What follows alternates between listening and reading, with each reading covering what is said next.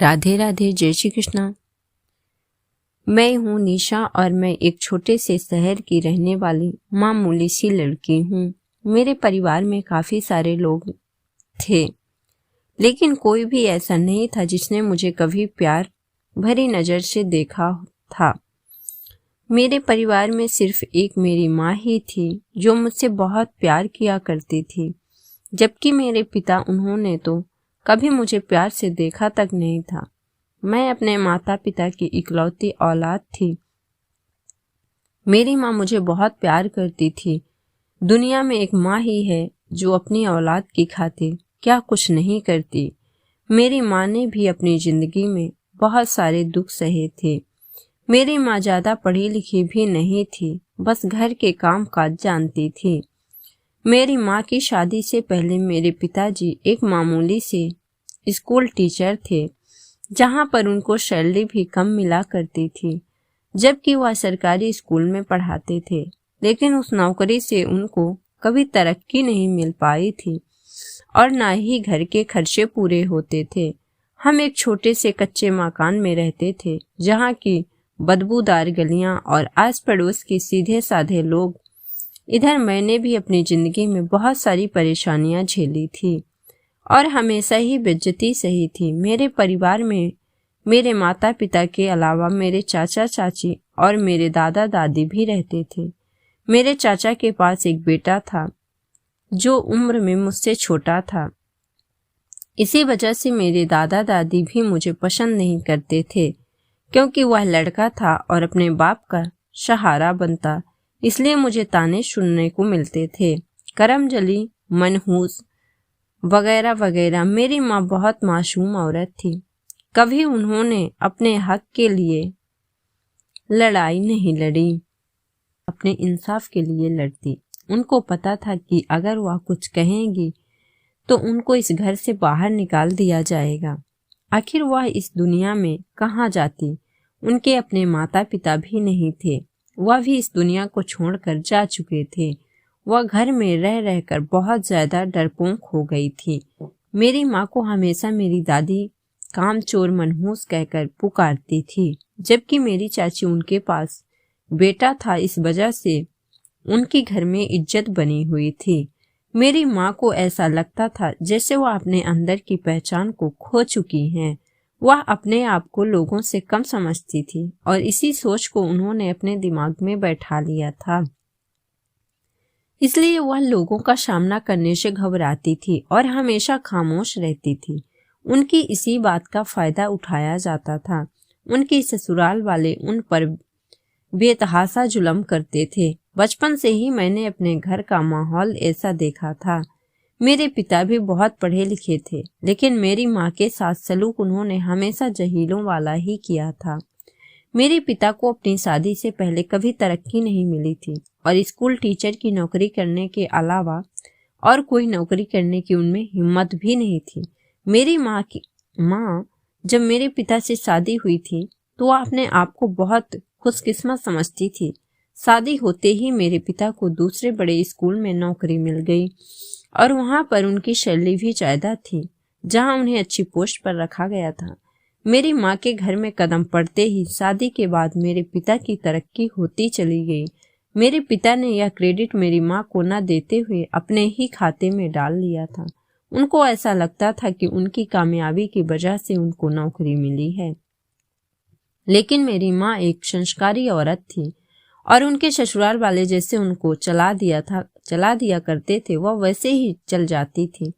और मेरे पिता का व्यवहार तो ऐसा था, कभी तो वह सख्त दिल से होते थे और कभी नरम दिल बनकर माँ पर मोहब्बत की बरसात कर दिया करते थे। पिताजी की कमाई से माँ के काफी जेवरात तो बन गए थे, लेकिन मेरी दादी ने उनको बेचकर पिताजी से कहा कि एक 5 मंजिल का मकान ले लो। पहले वाले मकान पर वह लोग किराए पर रहा करते थे। पिताजी ने शादी के 3 साल बाद ही अपना मकान भी ले लिया था और मकान के मालिक भी बन गए थे, जबकि उस परिवार में मेरे चाचा भी रहा करते थे। लेकिन मेरी दादी ने चाचा चाची से एक भी रुपए नहीं लिया करती थी। फिलहाल घर का माहौल तो ठीक चल ही रहा था। मेरी माँ ने मेरी पैदाइशी के बाद काफी कोशिश की कि कोई बेटा भी हो जाए, लेकिन शायद उनके नसीब में बेटे की खुशी देखना नहीं था। मेरे पैदा होने के बाद पिताजी का रवैया दिन ब दिन खराब होता जा रहा था और न जाने पिताजी की किस गलत संगत में पड़ गए थे। शराब पीकर आते थे और माँ को खूब मारते थे और बेवजह माँ पर शक किया करते थे। माँ अपने अकेलेपन में मुझे खूब गले से लगाकर रोया करती थी। मेरी माँ के माता पिता गरीब थे, लेकिन फिर भी उन्होंने मेरी माँ को बहुत लाड़ और प्यार से पाला था। मेरे पिताजी का रिश्ता जब मेरी माँ के लिए गया तो उनकी शादी कम उम्र में ही पिताजी से हो गई थी। पिताजी माँ से 10 साल बड़े थे और माँ इतनी छोटी थी कि अगर वो दोनों साथ खड़े होते थे तो माँ पिताजी की बेटी लगती थी। पिताजी माँ पर बहुत जुल्म किया करते थे। जैसे जैसे मैं बड़ी होती गई, मैंने अपने घर का माहौल ऐसे ही देखा था और मेरी माँ बेचारी चुपचाप जुल्म सहन करती रहती थी। मेरे पिताजी की आदत को सब जानते थे और तारीफ करते थे इस बात की कि मेरी माँ ऐसे आदमी के साथ जिंदगी गुजार रही है जो रोज रात को शराब पीकर आता है और उनको घर आते ही इतना मारता है कि उनके शरीर पर चोटों के निशान आ जाते हैं। रात को मेरी माँ के शरीर पर जो चोटों के निशान होते थे, उसमें जो दर्द उठता था वह किसी को महसूस नहीं होता था, शिवा मेरी माँ के, क्योंकि परिवार का कोई भी सदस्य मेरी माँ को बचाने के लिए नहीं आता था। दादी भी चुपचाप माँ की आवाज सुनती रहती थी और पिताजी को उन्होंने कभी कुछ नहीं समझाया। मेरी माँ को अपने बचपन में एक्टिंग का बहुत शौक था। जैसे ही जवान हुई, उनके पिता ने उनकी शादी कर दी और उनके एक्टिंग करने के सारे अरमान धरे के धरे रह गए। आखिर मैं भी अपनी माँ की बेटी थी और 15 साल की हो गई थी। मुझे भी एक्टिंग का बहुत शौक था। मेरे अंदर एक्टिंग कूट कूट कर भरी हुई थी। जैसे जैसे वक्त गुजरता गया, मुझे लगता था जैसे मेरी माँ के साथ जो जुल्म यहाँ पर होता है, मुझे उसका बदला जरूर लेना है। और बदले की आज मेरे दिल में आग भड़कने लगी। बस मेरी माँ और मेरे साथ जो मेरे घर में जुल्म किए जाते थे, उनसे अब मैं तंग आ गई थी। आखिर मैं 15 साल की हो गई थी और सब कुछ अच्छे से समझती थी। मैं अपनी माँ को बहुत समझाती थी, माँ अपने हक के लिए आवाज उठाया करो, ऐसे चुपचाप सब कुछ सहन करके कुछ नहीं होगा। जिस दिन से मैं पैदा हुई थी, मेरी माँ के साथ रोज जुल्म होता रहता था। मेरी माँ इन 15 सालों में थक के चूर हो गई थी। रोज मेरी माँ को किसी अनजान गलती पर या जानबूझकर इल्जाम लगाकर पीटा जाता था। दादी भी मेरी माँ के साथ बहुत बुरा सलूक करती थी। दादी ने कभी मुझे प्यार भरी निगाह से नहीं देखा था। आज पड़ोस के बच्चों को स्कूल जाता हुआ देखकर मुझे बहुत खुशी होती थी। मेरा भी मन करता था काश मैं भी स्कूल जा सकूं। मेरी माँ ने मेरे लिए 2 बार मार खाई थी, क्योंकि मैंने एक बार अपनी माँ से जिद की थी कि माँ मुझे स्कूल जाना है। माँ ने मुझे मना किया था कि तुम्हारे पिताजी तुम्हें स्कूल कभी नहीं भेजेंगे। फिर दोबारा मैंने माँ से जिद की और माँ ने मेरे लिए पिताजी से काफी मिन्नतें की, क्योंकि मेरी माँ भी चाहती थी मैं पढ़ लिख कर कुछ बन सकूं और अपनी माँ का सहारा बनूं। लेकिन पिताजी को ऐसा लगता था कि यह लड़की है, यह अपनी जिंदगी में कुछ नहीं कर पाएगी, बल्कि या तो जब शादी करके जाएगी तो उल्टा हमारा ही खर्च होगा। मेरे पिताजी को अभी पता नहीं था कि आखिर बेटियां क्या कुछ नहीं कर सकती। मेरे पिताजी को तो बस बेटों का ही लालच था और मेरी दादी ने मेरे पिताजी के दिमाग में मेरे और मेरी माँ के खिलाफ बहुत सारी बुराइयां भर दी थी। पिताजी माँ से सिर्फ यही कहते थे, यहाँ पढ़ लिख कर हमारा सहारा नहीं बन सकती। मेरी माँ ने मेरे पिता से मिन्नतें की थी, बदले में मेरी माँ को सिर्फ पिटाई ही मिलती थी। आखिर कोई ऐसा बाप कैसे हो सकता है? बेटियों की परवरिश तो बाप दिल से किया करते हैं, लेकिन मेरे पिता ऐसे बिल्कुल भी नहीं थे और मुझे अपने पिता से बिल्कुल भी मोहब्बत नहीं थी। मुझे ऐसा लगता था जैसे दुनिया के सारे मर्द मेरे पिता जैसे ही होते हैं, इसलिए मुझे मर्दों से नफरत होती थी। हमारे आस पड़ोस के लोग भी ज्यादा पढ़े लिखे नहीं थे और वह भी अपनी पत्नियों को पैर की जूती समझते थे। उनकी नजर में औरत सिर्फ एक बच्चा पैदा करने वाली मशीन थी। मेरी दादी भी कहने को तो औरत थी, लेकिन उनके अंदर कोई दिल नहीं धड़कता था। मेरे ख्याल से तो दादी के अंदर की ममता भी मर चुकी थी। तभी तो उन्होंने दूसरों की बेटी को कभी अपनी बेटी नहीं समझा, जबकि मेरी दादी की अपनी भी कोई बेटी नहीं थी। सिर्फ 2 बेटे थे और वह मेरी माँ से भी यही उम्मीद करती थी। मेरी माँ को बेटी पैदा करने पर बहुत बड़ा गुनहगार समझा जाता था, जबकि मेरी चाची को घर में बहुत इज्जत दी जाती थी क्योंकि उनके पास एक बेटा था। दादी रोज माँ की कोई ना कोई कमी निकालकर पिताजी से माँ को मार जरूर खिलवाती थी और फिर बड़े फकर से सबको बताती थी, मैंने बहू को अपने कब्जे में कर रखा है। मजाल है मेरा बेटा बहू के खिलाफ जाकर मेरी कोई टाल दे। इसके बावजूद भी मेरी माँ हमेशा अपनी सास को अपनी माँ समान ही समझती थी। एक दिन पिताजी शराब पीकर घर आए तो माँ को खूब मारने लगे। इस बात पर क्योंकि माँ ने कहा था, आप यह सब कुछ भी जो करते हो बहुत गलत है। कभी भगवान के आगे बैठकर अपने पापों की माफी भी मांग लिया करो। शराब पीकर अपना नुकसान कर रहे हो। सारी जिंदगी तुमने अपनी नुकसान करते करते ही गुजार दी। तुम कभी अपना फायदा नहीं सोच सके। हमेशा तुमने अपने परिवार के बारे में ही सोचा है, सिर्फ मुझे और मेरी बेटी को छोड़कर। इस बात से पिताजी नाराज हो गए और माँ को खूब पीटा, क्योंकि मेरी माँ भी सबसे तंग आकर कभी कभी पिताजी को जवाब दे दिया करती थी। लेकिन मेरी माँ ने मेरे लिए पिताजी से बहुत मार खाई और उनको मुझे स्कूल भेजने के लिए तैयारी ही कर लिया था उन्होंने।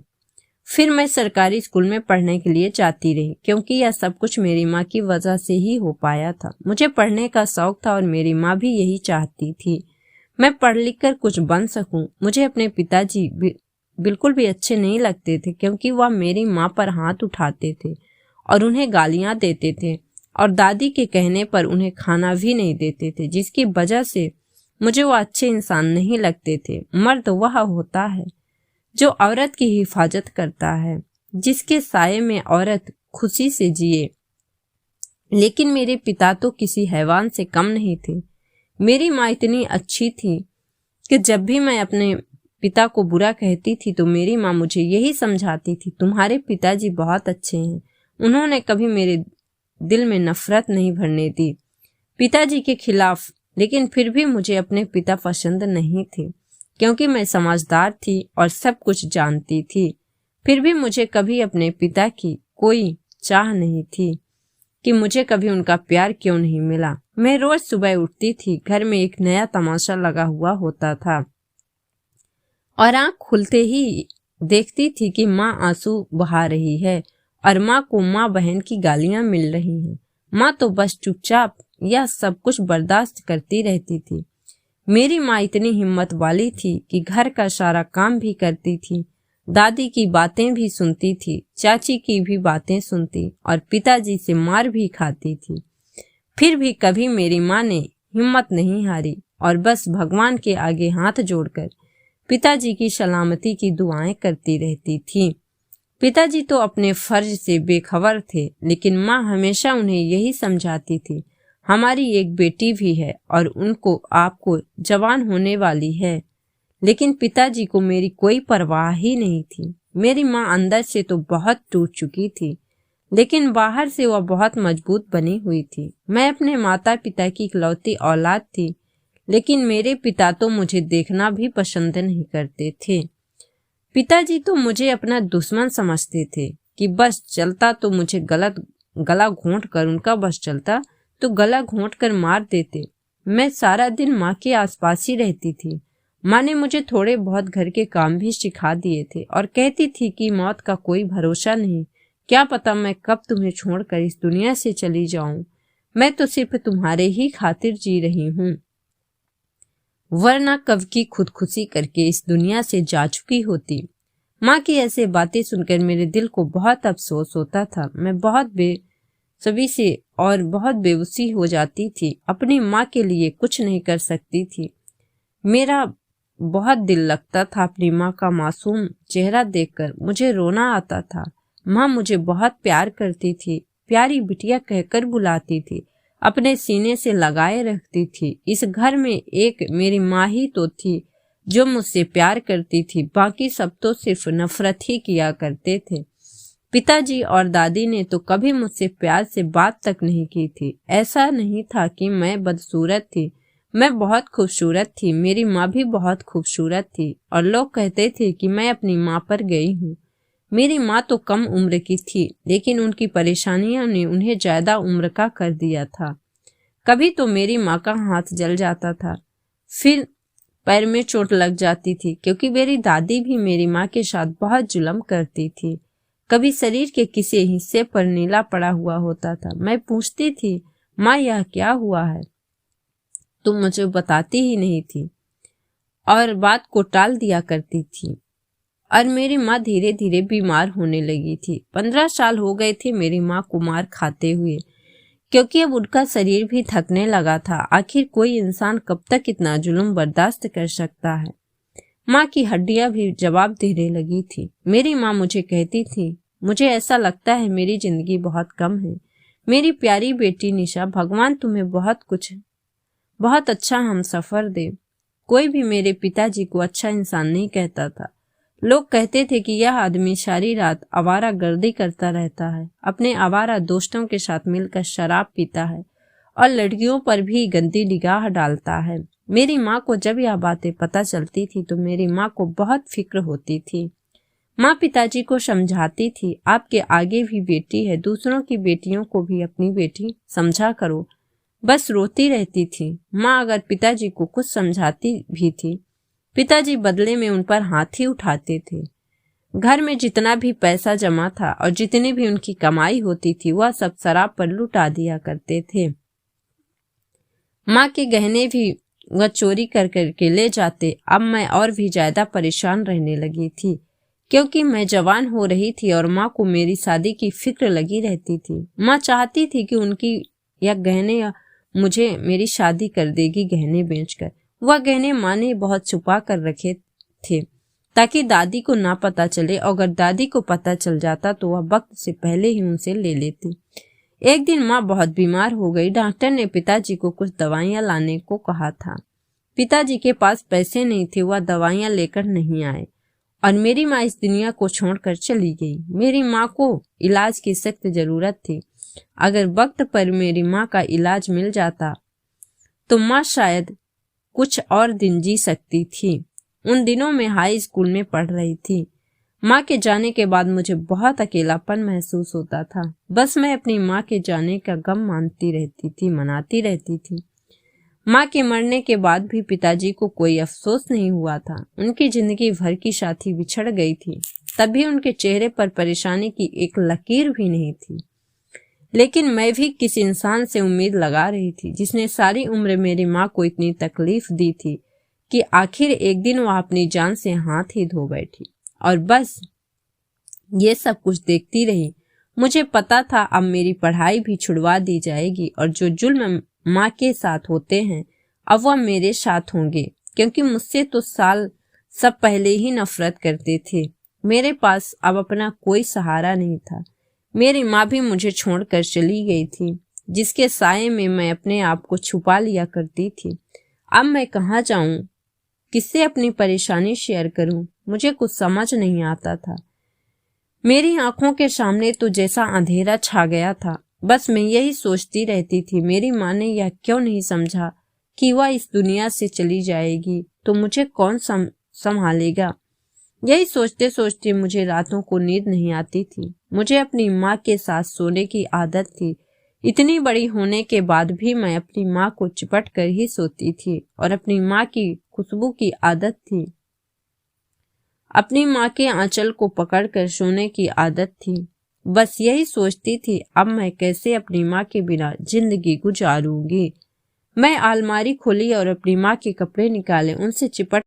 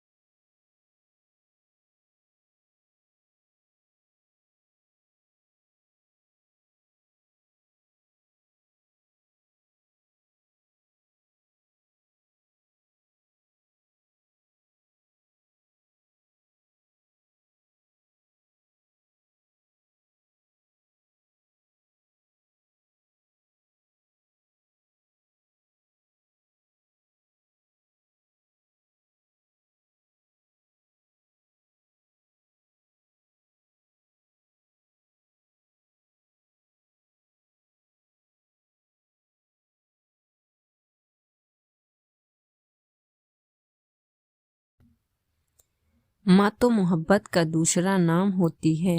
माँ के बगैर तो मेरी दुनिया ही उजड़ गई थी। माँ के बिना मैं कैसे रहूंगी? यह सोचकर मुझे एक अजीब सा बेसहद दर्द होता था। माँ के मरने के बाद से ही घर की सारी जिम्मेदारियां, सारे काम मेरे जिस्मे में आ गए थे। मेरे पिताजी ने मुझसे कहा, अब कोई ज़रूरत नहीं है आगे पढ़ाई करने की, हाई स्कूल कर लिया है, बस अब घर बैठो। ये तो मैं जानती थी कि सबसे पहले मेरी पढ़ाई को ही छुड़वाया जाएगा, क्योंकि मैं सिर्फ अपनी माँ की वजह से ही पढ़ रही थी। बाकी किसी को मेरी पढ़ाई लिखाई की कोई परवाह नहीं थी। मैं आंसू भरी निगाहों से अपनी किताबों को देखती रहती थी, उन सपनों के बारे में सोचती थी जो पूरा होने से पहले ही टूट गए थे। कुछ दिन तक तो सब कुछ ऐसे ही चलता रहा। दिन रात मेरे रोते रोते ही गुजरते थे। कुछ दिनों बाद मुझे पता चला कि पिताजी दूसरी शादी करने वाले हैं। यह दुख मैं बर्दाश्त नहीं कर सकती थी, क्योंकि अब मुझे ऐसा लगता था जैसे मेरी माँ की जगह कोई और आ जाएगा। मैं सोचती थी मेरे पिताजी को शर्म आनी चाहिए, अपनी जवान बेटी की शादी के बारे में न सोचते हुए। उनको अपनी शादी की फिक्र है। मुझे पूरी उम्मीद थी कि कोई ऐसे आदमी को अपनी बेटी नहीं देगा, क्योंकि आज पड़ोस के सारे लोगों इनके बारे में जानते थे, क्योंकि मोहल्ले वालों को भी पता था कि यह अपनी पहली पत्नी को किस तरीके से मारता था और उसके साथ कैसा सलूक करता था। सब कुछ जानने के बाद भी कोई अपनी बेटी कैसे दे सकता है? आखिर लोग गरीब तो जरूर होते हैं, लेकिन ऐसे तो नहीं कि अपनी बेटी को उठाकर ऐसे दरिंदे को दे दिया जाए। तो शक्ल सूरत का भी अच्छा नहीं था और आदत तो खराब थी ही। शराब पीता था और दौलत भी इतनी नहीं थी कि महल खड़ा कर लिया हो। कौन ऐसा पिता होगा जो अपनी बेटी को मेरे पिता जैसे हैवान आदमी से अपनी बेटी की शादी कराएगा? जब एक इंसान गलत कर्मों में पड़ जाता है तो वह इतनी आसानी से उनसे बाहर नहीं निकल पाता, लेकिन मेरे यह अंदाजे बिल्कुल गलत निकले थे। कुछ दिनों बाद ही पिताजी मेरी उम्र की ही एक लड़की को अपने साथ शादी करके घर ले आए। वह दिखने में तो बहुत मासूम थी, लेकिन अंदर से बहुत चालाक थी। लेकिन मैं उस लड़की को देखकर सोच में पड़ गई थी, मेरे पिता जैसे आदमी को कोई अपनी बेटी कैसे दे सकता है? और इस लड़की ने इस आदमी को मैं क्या देखा इसमें? और पिताजी की उम्र में भी बहुत फर्क था, लेकिन मैं उसके बारे में कुछ नहीं जानती थी। वह कहाँ से आई और क्या करती थी? पिताजी की दूसरी शादी के बाद मेरी जिम्मेदारियां और भी बढ़ गई थी। पूरे दिन में घर के कामकाज में लगी रहती थी। पिताजी जब घर में आते थे तो अपनी पत्नी की गुलामी में लगे रहते थे और कभी दोनों कमरे में अकेले बंद बैठकर न जाने क्या बातें किया करते थे। उन दोनों को कोई शर्म नहीं थी। मुझे तो यह सब कुछ देखकर बहुत गुस्सा आता था। आखिर मेरी माँ बेचारी, उसने इस घर के लिए क्या नहीं किया था और बदले में मेरी माँ को क्या मिला? सिर्फ मार और गालियाँ। और यह कल की आई हुई लड़की, इसको तो पिताजी बहुत प्यार की नज़र से देखते हैं। मेरी सौतेली माँ मुझे हमेशा किसी न किसी बात पर डांटती रहती थी और हमेशा गुस्से भरी नज़र से देखती थी और मुझसे कहती थी कि मैं तुम्हारी माँ जैसी नहीं हूँ जो खामोशी से तुम्हारे पिता से मार खाऊंगी।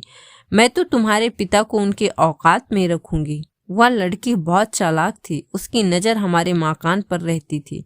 उसके इरादे थे कि वह जल्द ही पिताजी से कहकर इस मकान को अपने नाम कराने वाली थी।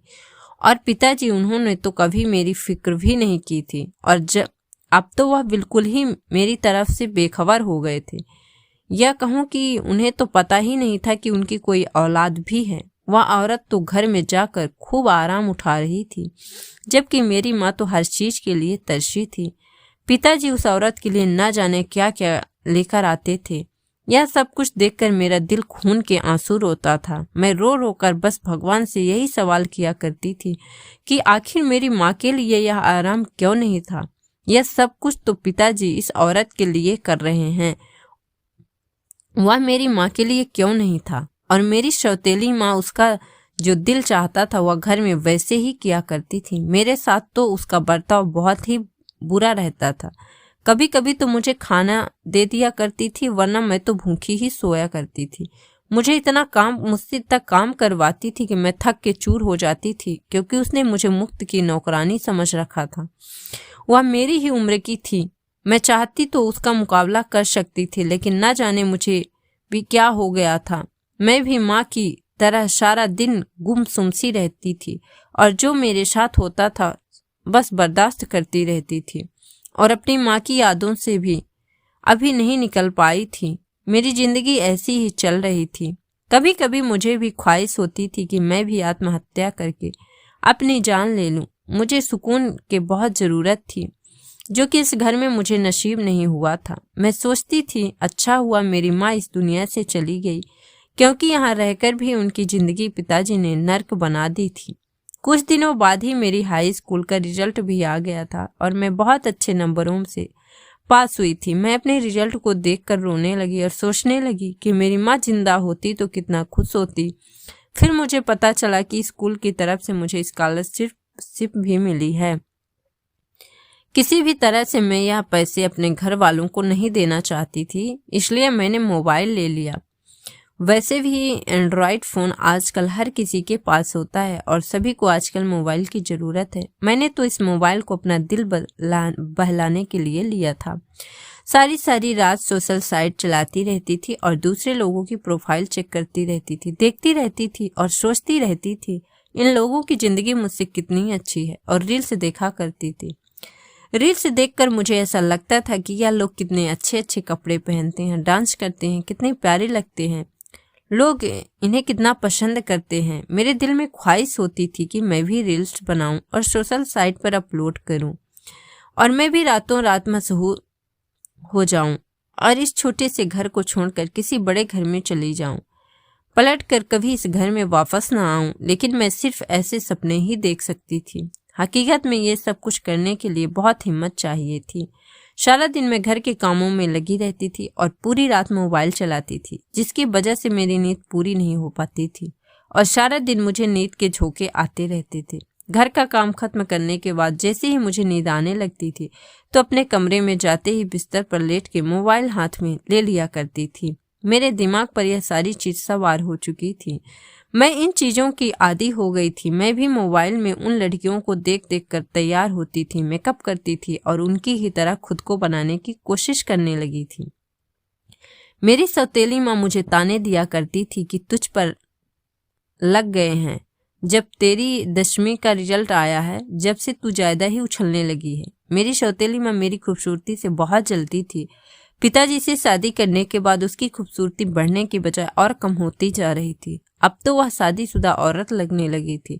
पिताजी के शरीर से तो शराब की बदबू आती थी और अब वह बदबू उस औरत के शरीर से भी आने लगी थी। मैं जानती थी कि कुछ साल बाद वह पिताजी के बच्चे पैदा करने वाली मशीन बन जाएगी। वह मुझसे जो भी कहती थी मैं उसकी बातों को टाल दिया करती थी और उससे नजरें चुराकर अपने कमरे में चली जाती थी। मैं अपनी अलग ही दुनिया में खो चुकी थी। दिन रात अपने ख्वाबों की दुनिया में खोई रहती थी। मैं अपने कमरे में जाकर अपनी अच्छी अच्छी तस्वीरें खींचती और अपने फोटो अपलोड कर देती थी और मेरे फोटोज पर बहुत सारे लाइक्स कमेंट भी आते थे। लोग मेरे फोटो शेयर भी करने लगे थे। एक दिन मैं सपने में देख रही थी कि मैं एक बड़ी सी गाड़ी से उतरी हूँ और बहुत प्यारा सा ड्रेस पहना हुआ है। जैसे ही गाड़ी से बाहर उतरी और मैंने अपना हाथ हिलाया तो लोग मेरी एक झलक के लिए पागल हो रहे थे। मुझे देखते ही बेकरार हो गए थे और मेरे स्वागत के लिए अपने हाथों में फूल लिए खड़े थे। मैं इस महफिल को देखकर और लोगों की तारीफ को सुनकर बहुत ज्यादा खुश हो रही थी। फिर अचानक से मुझे लगा कि मेरे गले पर 2 मोटे मोटे हाथ हैं। तभी अचानक घबरा कर मेरी आंखें खुल गई और मैं सपनों की दुनिया से वापस आ गई। मैं खुद को देखा तो मैं वही पुराने कपड़े पहन रखे थे जो मैं घर में पहने हुए थे। मुझे खुद को देखकर नफरत हो रही थी। बस यही सोच रही थी कि काश मैं अपने सपने में ही रहती। लेकिन मेरी सौतेली माँ ने आकर मुझे उठा दिया और कहने लगी, दिन निकल आया और अब काम पर लग जाओ। महारानियों की तरह देर तक मत सोया करो। मुझे तो उसकी कड़वी बातें सुनने की आदत थी। मैंने कभी रील नहीं बनाई थी और कमरा बंद करके वीडियो बनाती थी। मैं बार बार छुप छुप कर अपने पल्लू से मोबाइल निकाल कर यह देखती रहती कि आखिर कितने लोगों ने मेरी वीडियो को देखा है, और जैसे तैसे मेरे व्यूज बढ़ते थे। मैं उसको देखकर खुश हो जाती थी। अभी मैं सोशल साइट पर इतनी मशहूर तो नहीं हुई थी। उससे पहले ही मेरे पिता के पास किसी ने शिकायत कर दी। हालांकि पिताजी ने कभी मुझसे इस बारे में पूछने की कोशिश नहीं की थी, क्योंकि उन्हें अपनी बीवी और अपनी शराब से इतनी फुर्सत ही नहीं थी। पर एक दिन मुझसे गलती हो गई थी। मैं अपने कमरे में आई और अपने कमरे का दरवाजा बंद करना भूल गई, और कमरे में आते ही मैंने वीडियो बनाना शुरू कर दिया। इतनी ही देर में पीछे से मेरी सौतेली माँ ने मुझे देख लिया, जिसके बारे में मुझे पता नहीं था, और पिताजी के घर आते ही उसने मेरे बारे में सब कुछ उनको बता दिया।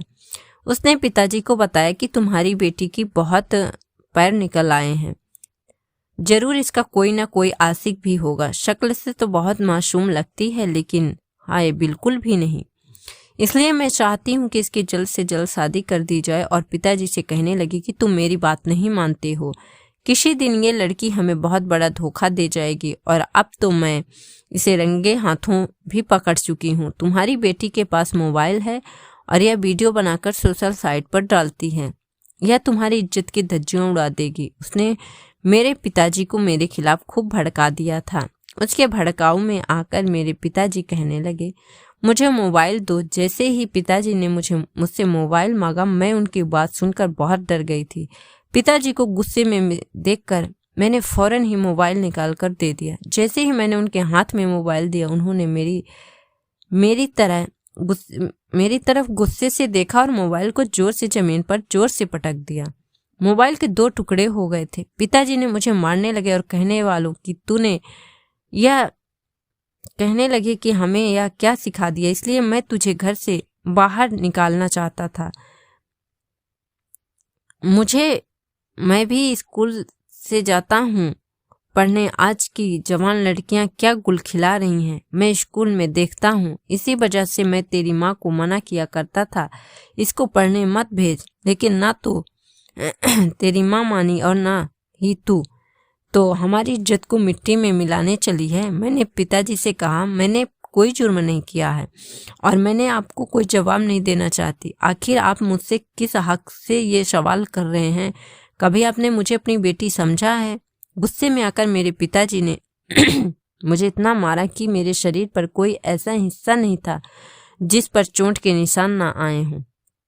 वह रात में मेरे लिए सबसे ज्यादा खतरनाक साबित हुई थी। वह रात मुझे पीटने के बाद मेरे पिता कहने लगे, मैं अब तुझे इस घर में और ज्यादा बर्दाश्त नहीं कर सकता। कल को अगर आस पड़ोसियों तक यह खबर पहुंच गई तो सब मुझसे पूछताछ करेंगे। मैं उनको क्या बताऊंगा? आखिर इसकी माँ ने इसकी ऐसी ही परवरिश की है। 1-2 बार मुझे किसी ने शिकायत तो की थी, लेकिन मैंने इसकी बात पर ज्यादा जोर नहीं दिया था। आज जब अपनी आंखों से मोबाइल देख लिया तो यकीन आ गया कि यह तो किसी भी दिन मेरी इज्जत को मिट्टी में मिला देगी। तेरी माँ तो मुझे जिंदगी में कभी सुख ना दे सकी, अब तू भी मेरे लिए परेशानियों की जड़ बन गई है।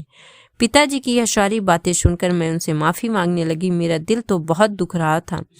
मैं घर से कभी बाहर नहीं निकली थी। घर से बाहर निकालने की बात पर मुझे डर महसूस होने लगा था। मैंने पिताजी से कहा, मैं आगे कभी ऐसी कोई गलती नहीं करूंगी, आप मुझे माफ कर दीजिए। पिताजी ने मुझसे कहा, नहीं, अब मैं तुझे कभी इस घर में नहीं झेल सकता। तू अभी इसी वक्त इस घर से निकल जा। मैं पिताजी के सामने हाथ जोड़कर कहने लगी, पिताजी मैं इस रात अंधेरे में कहाँ जाऊंगी? लेकिन पिताजी ने मेरी एक नहीं सुनी और मेरी सौतेली माँ मुझे मुस्कुराते हुए देख रही थी।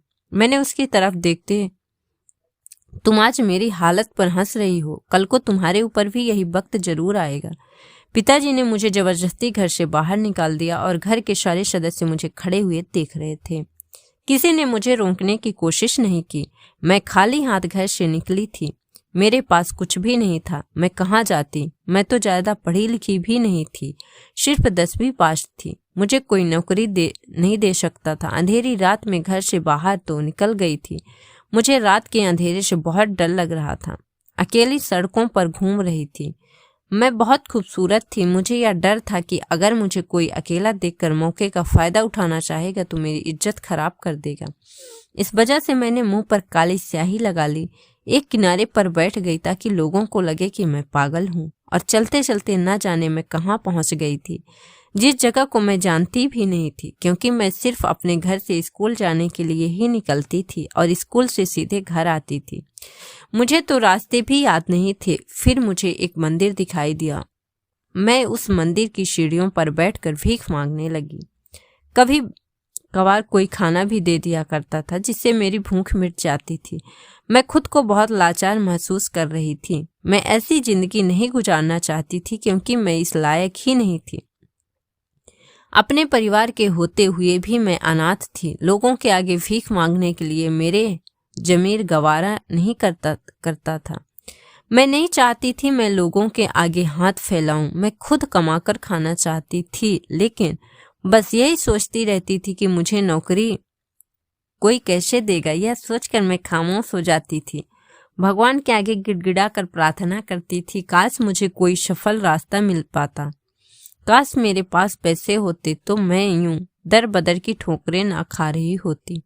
एक दिन मैं एक औरत से भीख मांगने लगी। उस औरत ने मुझे गौर से देखा। मैं समझ गई थी कि वह औरत मुझे देख रही है, लेकिन ऐसे तो रोज मुझे हजारों औरतें मिलती थी जो मुझे गौर से देखती थी और मुझसे पूछती थी कि तुम्हारी माँ कहाँ है, तुम्हारे पिता क्या करते हैं, और तुम क्यों भीख मांगती हो? जवान लड़की हो, हाथ पैर सलामत हैं, खुद भी तो कुछ करके खा सकती हो, आखिर भीख क्यों मांगती हो? मैं लोगों की ऐसी बातें सुनकर तंग आ गई थी और कह दिया करती थी कि मेरी माँ बीमार है और मेरे पिता जुआ खेलते हैं। मेरी माँ के इलाज के लिए पैसे की जरूरत होती है, इसलिए मैं भीख मांगती हूँ। और यह बात सुनकर मुझे वह औरतें पैसे दे दिया करती थी। मैं किसी को भी अपनी सच्चाई नहीं बता सकती थी कि मुझे घर से निकाल दिया गया है। मैं रोज अपने चेहरे पर स्याही लगाती थी और मेरी शक्ल स्याही लगाते लगाते काली होने लगी थी, इसलिए कोई मुझे पहचान भी नहीं सकता था। मैं वही लड़की हूँ जो सोशल साइट पर अपने फोटो अपलोड करती थी और वीडियो बनाती थी। मेरे फोटोज पर बहुत सारे तारीफ भरे कमेंट आते थे। कुछ लड़के तो मुझसे शादी करने के ऑफर भी दिया करते थे, लेकिन मैं तो बेबस हो गई थी और सोचती थी कि काश मेरे पास मोबाइल ही होता तो मैं उनसे ही किसी एक से मदद मांग लेती। लेकिन यह सब तो सिर्फ मैं सोच ही सकती थी, क्योंकि वह लोग भी शायद मेरा फायदा ही उठाते। औरत काफी देर तक मुझे देखती रही और देखने के बाद मेरे करीब आकर मुझसे कहने लगी, तुम कहाँ से आई हो और यहाँ पर क्यों बैठी हो? जवान हो, क्यों यहाँ बैठकर अपनी इज्जत खराब कर रही हो? मैंने उस औरत को भी वही सब कुछ बताया जो बाकी औरतों को बताया करती थी। वो औरत मुझसे कहने लगी, तुम्हें मुझसे झूठ बोलने की कोई जरूरत नहीं है। मैं तुम्हारे चेहरे से ही अंदाजा लगा चुकी हूँ कि तुम मुझसे झूठ बोल रही हो। अगर तुम मुझे सच बता दोगी तो मैं तुम्हारी मदद कर सकती हूँ। वैसे भी मुझे लड़कियों और गरीबों की मदद करके बहुत अच्छा लगता है। मैं भी तुम्हारी तरह ही हूँ और मेरी कहानी भी तुम्हारे जैसे ही है। उस औरत की बातों में आकर मैंने अपने बारे में सारी सच्चाई उसको बता दी। उसने मेरी पूरी बात सुनते ही मुझे हौसला दिया और कहने लगी, तुम्हें डरने की जरूरत नहीं है, तुम बहुत बहादुर लड़की हो। उसकी कही हुई बातें मेरी हिम्मत बांध रही थी और इतने दिनों से रुके हुए मेरी आंखों में आंसू आज बहने लगे थे। उसने मुझे गले से लगाया और इसके गले से लगाकर बहुत रोई। मुझे नहीं पता था कि वह इतनी अच्छी औरत है। मैं अंदाजा नहीं लगा पा रही थी कि वह औरत इतनी अच्छी है या फिर उसकी इस अच्छाई के पीछे उसका कोई दूसरा रूप तो नहीं छुपा है। लेकिन मैं उसकी बातों में आ गई थी। मैंने उस औरत से कहा कि आप मेरी क्या मदद कर सकती हो? वह मुझसे कहने लगी कि मैं तुम्हें दूसरे शहर ले जाऊंगी जहां यहाँ जैसी कोई भी मजबूरी नहीं होगी। वहां जाकर तुम अपना काम कर सकती हो। मैं उसकी बात सुनकर बहुत इम्प्रेस हुई और मैंने उसकी ऑफर को फौरन एक्सेप्ट कर लिया, क्योंकि मैं खुद भी ऐसे भीख नहीं मांगना चाहती थी। पहले तो मुझे उसने जाते ही एक अच्छे होटल में खाना खिलाया और कहने लगी कि अब तुम बिल्कुल सेफ हो। मेरे होते हुए तुमसे कोई कुछ नहीं कह सकता। तुम मुझे अपनी बड़ी बहन समझ सकती हो। उसकी मोहब्बत से मेरी आंखें भर आई थी। वो बड़ी अजीब थी। उसने अपना चेहरा चादर से छुपाया था। वह मुझे एक बड़े से शॉपिंग मॉल में कपड़े दिलाने के लिए ले गई और कहने लगी, तुम अपनी पसंद के कपड़े ले लो। और आज ही हम दूसरे शहर चले जाएंगे। फिर उस औरत ने मुझे बहुत सारे कपड़े दिलाए और वह मुझे एक फ्लैट पर ले गई। वहां ले जाकर उसने मुझे एक सूट दिया और कहने लगी, नहा कर यह कपड़े बदल लो। वह कपड़े पहनकर मैं तैयार हो गई और हम लोग ट्रेन में बैठकर दूसरे शहर आने के लिए तैयार हो गए थे। वहां जाने के लिए मेरा दिल ना जाने क्यों बहुत धड़क रहा था। ऐसा लग रहा था जैसे मेरे साथ कुछ बुरा होने वाला है। शायद जिंदगी फिर से मेरा कोई इम्तिहान लेने वाली है और शायद यह इम्तिहान मेरी जिंदगी को हिलाकर रख देने वाला इम्तिहान होगा, शायद जिससे संभलने के लिए मेरे पास कोई रास्ता भी नहीं होगा। मुझे अपनी माँ की बहुत याद आ रही थी और मुझे बहुत डर लग रहा था। मेरा दिल चाह रहा था कि मैं उस औरत को वहां अकेला छोड़कर भाग जाऊं। यह शहर मेरे लिए बिल्कुल अनजान था। यहाँ आने की मुझे कोई खुशी महसूस नहीं हो रही थी, बल्कि ऐसा लग रहा था जैसे मैं यहाँ आकर खो जाऊंगी। मैंने उस औरत से कहा, प्लीज मुझे वापस भेज दो।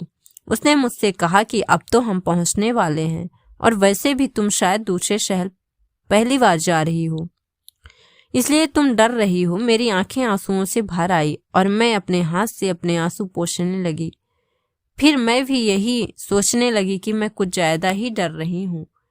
अब अगर मैं उस भीख मांगने वाली जिंदगी से आजाद होना चाहती हूँ तो मुझे ये कदम तो उठाना ही होगा।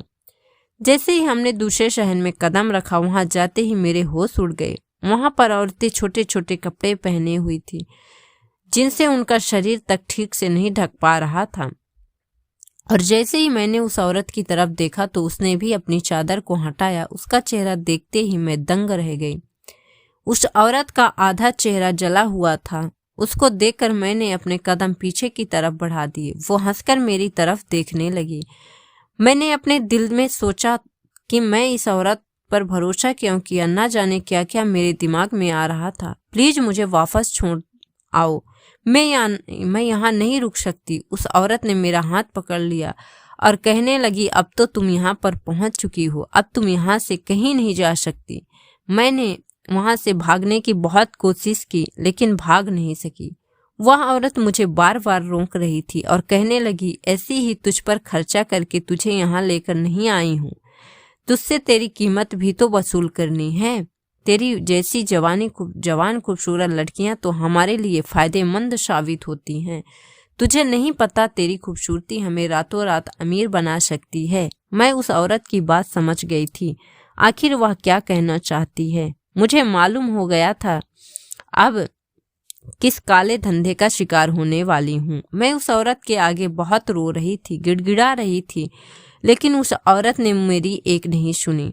शायद उस औरत ने कभी यही काम था, जवान खूबसूरत लड़कियों को तलाशना। मुझे आप अपनी जिंदगी और भी ज्यादा बुरी लगने लगी थी। मैंने मन ही मन खुद को कोस रही थी, न जाने जिंदगी में मुझे कब सुकून मिलने वाला था।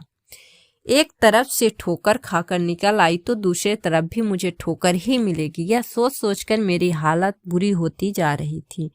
न जाने यह लोग मेरी क्या हाल करेंगे। जब मैं ज्यादा ही रोने लगी और उसके पैर पकड़ लिए तो शायद उस औरत को मुझ पर थोड़ा ख्याल आया था। उसने मुझे सीधा बैठाया। देखो, इस दुनिया में इज्जत से रहना औरत का हक है, लेकिन यह दुनिया वाले हमें सुकून से जीने नहीं देते। उसने अपने बारे में बताया। कहने लगी, मैं भी तुम जैसी ही हूँ। मुझे भी ऐसे ही हालत में लाया गया था जैसे तुम आज यहाँ पर आई हो। मैं बहुत बड़े अमीर बाप की बेटी थी, एक लड़के से बहुत प्यार करती थी। अपने पिता की इज्जत ना रखी और उस लड़के के साथ भागकर शादी कर ली। वह लड़का मुझे इस शहर लेकर आ गया और यहाँ आकर उसने मुझे बेच दिया था, क्योंकि मैंने उस पर भरोसा किया था। उस लड़के की खातिर मैं अपने माता पिता की इज्जत को रौंद कर आ गई थी, लेकिन उसने मेरे साथ क्या किया आज अंजाम तुम्हारे सामने है। मैं भागने की कोशिश कर रही थी, तभी उस लड़के ने अपने साथियों के साथ मिलकर मेरे चेहरे पर तेजाब डाल दिया था। उसी की वजह से मेरा चेहरा जला हुआ है और वह लड़का मुझे यहाँ बेचकर चला गया। मुझे पता चला कि वह लड़का मुझे छोड़कर यहाँ से चला जा चुका है। अब मेरे पास यहाँ रुकने के सिवाय कोई रास्ता नहीं था। उस तेजाब ने मेरी शक्ल ही नहीं बल्कि मेरी जिंदगी को बिगाड़ कर रख दिया था। इसलिए मैं चाहती हूँ कि तुम भी चुपचाप यहाँ रुक जाओ और जो हो रहा है उसको होने दो। मैं उस औरत के साथ चुपचाप चली आई, जबकि मैं रो तो बहुत रही थी, लेकिन मेरा रोना किसी काम का नहीं था। मेरे रोने की आवाज गले में ही दबकर रह गई। वहां जाते ही मैंने देखा कि वहां का तो एक अलग ही मंजर था। उन लोगों ने मुझे एक कमरे में बंद कर दिया। मैं रोती रहती थी, चिल्लाती रहती थी। कुछ दिन तो उन्होंने मुझे कमरे में ही बंद रखा। फिर उसके बाद उन्होंने मुझे काम पर ले जाना शुरू कर दिया। फिर मैं रोजाना नए कपड़े पहनती थी। मैं रोज उनके आगे हाथ जोड़कर सिर्फ यही कहती, मुझे यहाँ से जाने दो। उन्होंने मुझसे कहा, अब तुम यहाँ से नहीं जा सकती और अगर तुम हमारा साथ दोगी तो इसमें तुम्हारा ही फायदा होगा। कुछ ही सालों में हम तुम्हें छोड़ देंगे।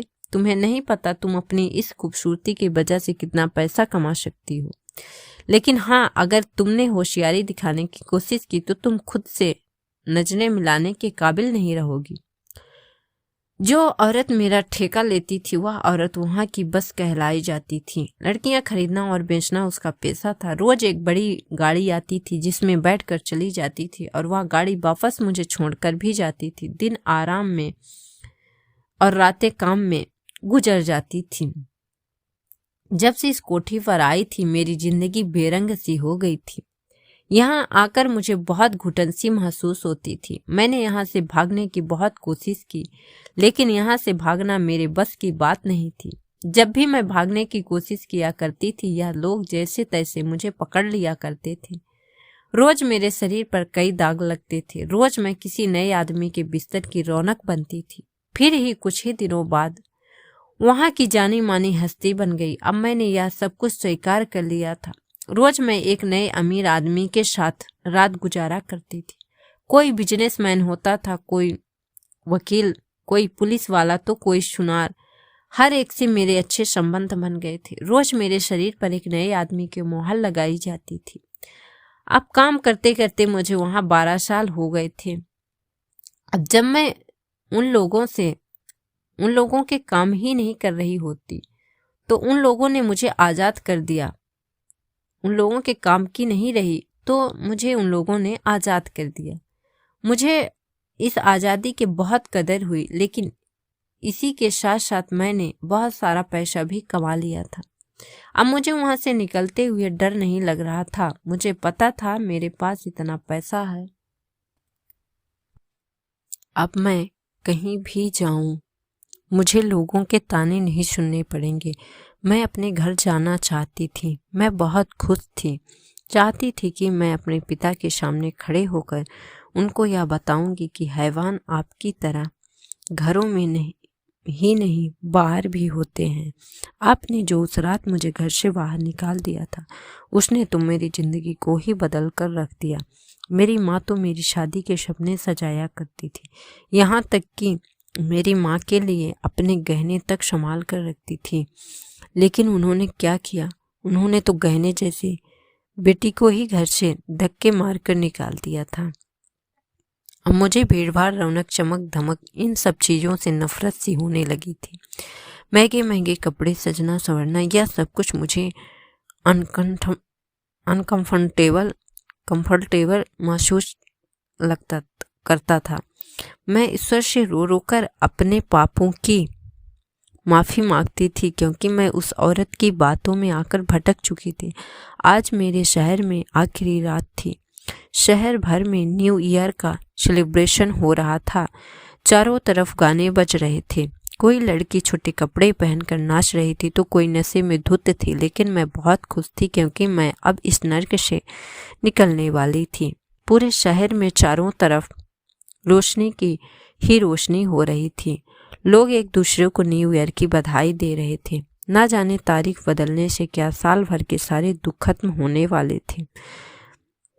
जो इतनी कड़कड़ाती ठंड में भी लोग सड़कों पर बेवजह घूमकर एक दूसरे को बधाई दे रहे थे। एक मैं ही थी जो गहरी सोच में डूबी हुई थी। मुझे वह रात गुजारना भारी पड़ रहा था। बस मन कर रहा था कि इस भीड़ भाड़ से निकलकर चली जाऊं। मुझे सिर्फ सुबह होने का इंतजार था। वहां पर मुझे बहुत घुटन सी महसूस हो रही थी। ऐसा लग रहा था जैसे मुझे सांस नहीं आ रही है, जबकि मैंने वहां पर पूरे 12 साल गुजारे थे और अब मुझसे 12 घंटे भी यहाँ पर नहीं रुका जा रहा था। ऐसा लग रहा था जैसे मेरे दिल पर कोई बोझ है। इस कड़कड़ाती ठंड में भी मुझे गर्मी महसूस हो रही थी।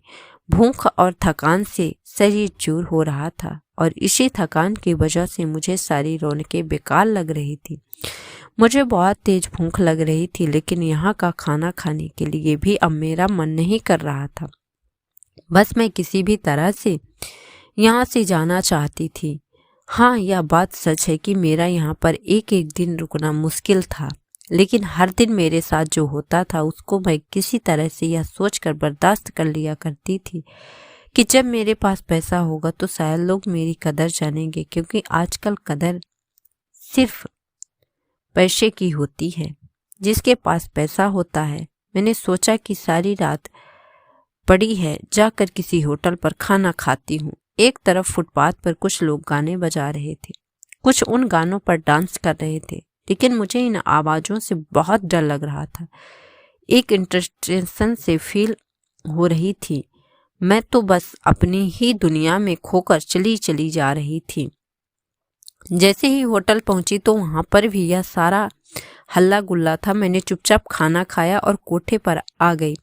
घर आते ही अपने कमरे में चली गई और अंदर से अपना दरवाजा बंद करके सो गई। अगले ही दिन जब मैं उठी तो बहुत खुश थी, क्योंकि आज मैं अपने पुराने शहर जाने वाली थी, जहां मैं पैदा हुई थी, जहां पर मेरी माँ की बहुत सारी यादें थी।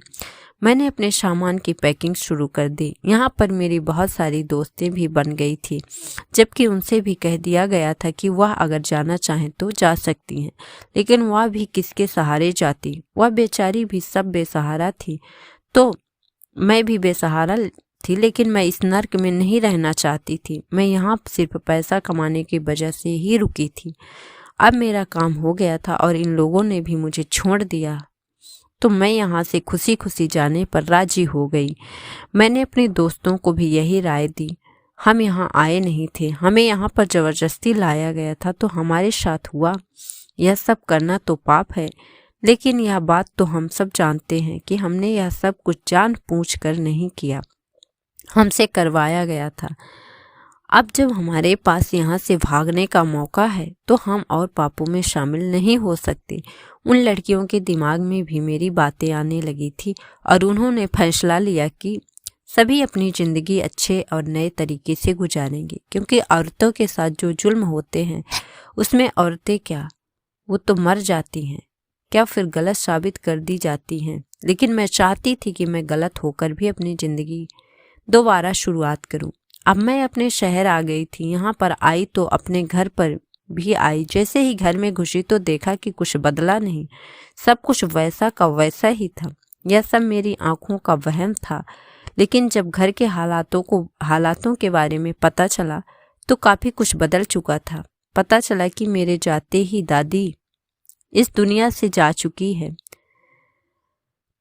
दुनिया से चल बसे। चाचा चाची ने अपना हिस्सा लेकर दूसरा घर बना लिया था, और सबसे चौंकाने वाली बात तो यह थी कि पिताजी भी इस दुनिया से चले गए थे। लेकिन मैं अब अपनी सौतेली माँ के बारे में जानना चाहती थी, जिसने उस रात मेरे पिता को खूब भड़काया था, जिसकी वजह से मेरी जिंदगी पलट गई थी। जैसे ही मैं घर में घुसी तो मेरी सौतेली माँ मुझे देखते ही लिपट कर खूब रोने लगी। ऐसा लग रहा था जैसे उनके दिल में बहुत सारे शिकवे हैं। वह मुझे देखते ही पहचान गई थी। वैसे वह मुझसे कुछ साल बड़ी थी, लेकिन मुझे उसकी हालत देखकर लग रहा था कि उसने कोई लंबी सजा काटी होगी। वह मुझे देखकर हाथ जोड़कर रोने लगी और कहने लगी, मुझे माफ़ कर दो निशा, मैं तुम्हारी बहुत बड़ी गुनाहगार हूँ। मैंने तुम्हारे साथ बहुत बुरा किया और तुम्हारे पिता को तुम्हारे खिलाफ भड़काकर तुम्हें इस घर से निकलवा दिया था। उन्होंने बताया कि उन्होंने 2 बेटियों को जन्म दिया था। एक बेटी तो न जाने किस आदमी के साथ भाग गई। पता चला कि वह अब कोठे पर नाचती है। यह बात सुनते ही तो जैसे पैरों तले से जमीन निकल गई थी कि आखिर कुदरत ने मेरे साथ यह कैसा इंसाफ किया था। मैं इस औरत को क्या सजा देती। मुझे पहले तो ईश्वर ही इसको सजा दे चुका था, लेकिन मेरी रूह पर लगे जख्म में इस तरह साफ नहीं करना चाहती थी। वह बेचारी भी तो मासूम थी। मैंने आगे बढ़कर सौतेली माँ को गले लगाया और कहने लगी, मैंने आपको माफ़ कर दिया है। और उन्होंने मुझसे कहा कि अब इस घर में कोई नहीं बचा। तुम्हारे जाने के बाद यहाँ पर बहुत लड़ाइयाँ रहती थी। तुम्हारी चाची और तुम्हारी दादी और हम तीनों औरतें आपस में बहुत लड़ा करते थे। कुछ दिनों बाद मुझे पता चला कि मैं पेटसी हूँ। जब 9 महीने बाद मेरी बेटी पैदा हुई तो तुम्हारी दादी ने और तुम्हारे पिता ने मेरे साथ तुम्हारी माँ जैसा सलूक करना शुरू कर दिया। लेकिन मैं वैसी नहीं थी। मैं तुम्हारे पिता को छोड़कर जाने के लिए तैयार हो गई थी। आखिर बेटी पैदा करना कोई पाप नहीं था, लेकिन मुझे पता चला कि तुम और तुम्हारी माँ को भी इस घर में बेटी होने की वजह से ही सजा मिलती थी। तभी तुम्हारी चाची ने कहा कि उन्हें हिस्सा चाहिए। तुम्हारे पिता ने जैसे तैसे करके उनको हिस्से के पैसे दे दिए और इस घर से अलग कर दिए। जबकि तुम्हारी दादी अपने दोनों बेटों में दरार पैदा होने की वजह से बीमार हो गई और अचानक ही चल बसी। उनके ही गम में तुम्हारे दादा भी चले गए और तुम्हारे चाचा भी इस घर को छोड़कर चले गए। लेकिन मैं भी कहाँ जाती, मेरे पास कोई रास्ता नहीं था। तुम्हारे पिता की उल्टी सीधी बातें सुनते सुनते ही मैंने बहुत सारे दिन यहाँ गुजार दिए। फिर एक दिन मुझे पता चला कि तुम्हारे पिता की किडनियाँ खराब हो गई हैं। अचानक ही उनकी तबीयत खराब होने लगी। उनके इलाज के लिए मेरे पास पैसे नहीं थे। मैंने उनका इलाज कराने की बहुत कोशिश की, लेकिन मेरे पास पैसों का इंतजाम नहीं हो पाया और तुम्हारे पिता इस दुनिया से चले गए। अब मैं इस घर में बिल्कुल अकेली हो गई हूँ। बहुत मुश्किल से अपना गुजारा करती हूँ। मैंने उनको तसल्ली दी और तसल्ली देते हुए थोड़े से पैसे भी उनको दे दिए। पैसे देकर मैं उस घर से वापस आ गई। मेरे घर वालों के साथ जो भी हुआ था यह सब वाकई बहुत गमगीन था, लेकिन मैं यह सोच रही थी कि पिताजी का मौत का बदला भी ईश्वर ने ऐसे ही लिया जैसे मेरी माँ की मौत हुई थी। फिलहाल मैं यही प्रार्थना करती हूँ, अब जो कुछ भी हुआ उसके बाद अब किसी के साथ कुछ भी गलत ना हो। मैं अब अनाथ आश्रम में बच्चों की सेवा करती हूँ। बच्चों की सेवा करके मुझे बहुत खुशी मिलती है। अब यही मेरा परिवार है और यही मेरी जिंदगी है। मैंने अपने बीते हुए कल को भुला दिया और अपनी जिंदगी आने वाली जिंदगी पर फोकस कर रही हूँ। अब जिंदगी जैसे भी कटेगी कट जाएगी, लेकिन मेरे बीते हुए कल में मेरे साथ जो भी हुआ था वह सोचकर आज भी मेरे रोंगटे खड़े हो जाते हैं। और यह सब सिर्फ मेरे पिताजी की घटिया सोच की वजह से हुआ था। अगर मुझे मेरे परिवार से प्यार मिला होता तो मैं आज एक अच्छे परिवार में शादी करके अपने परिवार के साथ सुखी जिंदगी गुजार रही होती। मेरे पिता मेरी माँ को सारी जिंदगी बेटा ना होने के ताने दिए और उनको मारते रहे। मैं आप सबसे भी यही कहना चाहूँगी, बेटियाँ बड़ी प्यारी होती हैं। इन्हें अपने सीने से लगा के रखिएगा। इनको खुद पर बोझ मत समझिए। बेटियाँ ही तो रौनक हैं। उम्मीद करती हूँ आपको हमारी कहानी पसंद आई होगी। कहानी पसंद आई तो वीडियो को लाइक करें। चैनल पर नए हैं तो चैनल को सब्सक्राइब करें।